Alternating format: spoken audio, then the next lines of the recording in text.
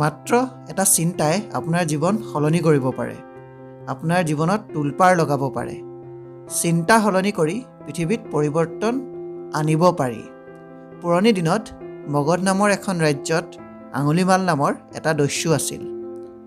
আঙুলিমালে 1000 মানুহক হত্যা কৰাৰ প্ৰতিজ্ঞা লৈছিল।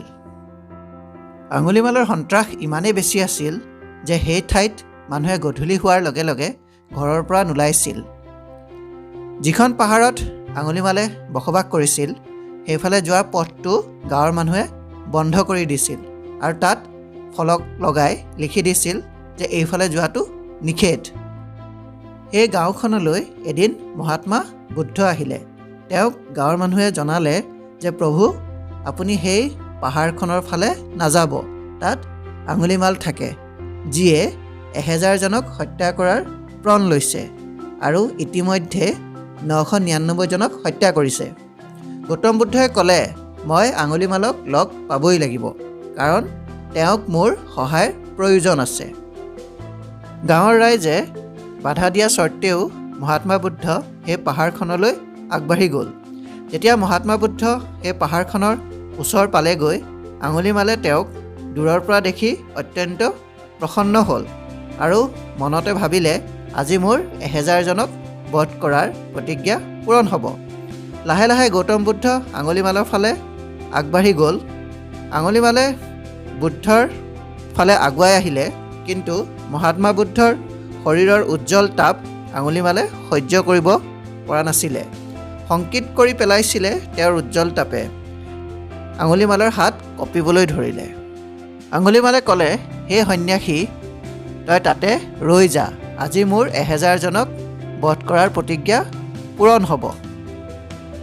বুদ্ধই উত্তৰ দিলে, মই 50 বছৰ আগতেই ৰৈ দিলোঁ, এতিয়া তই ৰৈ দে। বুদ্ধই ক'লে, তই মোক বধ কৰিব পাৰিবি, কিন্তু মোৰ এটা চৰ্ত আছে যে তই এই গছজোপাৰ পৰা পাত দুখিলা ছিঙি আন। আঙুলিমালে পাত দুখিলা ছিঙি আনি বুদ্ধক সুধিলে, এতিয়া কি কৰিম? বুদ্ধই মিচিকিয়াই উত্তৰ দিলে, এতিয়া পাত দুখিলা গছত জোৰা লগাই দে। আঙুলিমালে খঙত ক'লে, সন্ন্যাসী, তই পাগল যেন পাইছোঁ। যিটো এৰি আহিলে তাক আকৌ কেনেকৈ জোৰা লগাব পাৰি? মহাত্মা বুদ্ধই ক'লে, মইতো তাকেই বুজাব বিচাৰিছোঁ।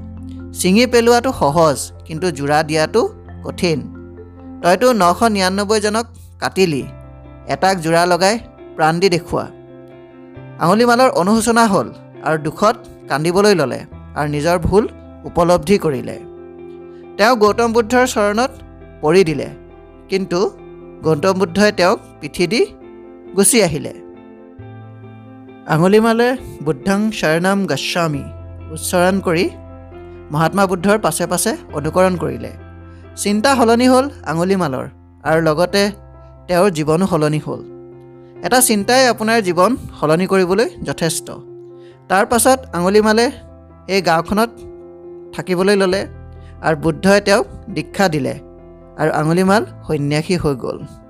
যদি 999জনক হত্যা কৰা এটা দস্যু সন্ন্যাসী হ'ব পাৰে, তেন্তে পৃথিৱীৰ চবতকৈ নেগেটিভ মানুহজনেও উন্নতি কৰিব পাৰে, সুখী হ'ব পাৰে, সফল হ'ব পাৰে।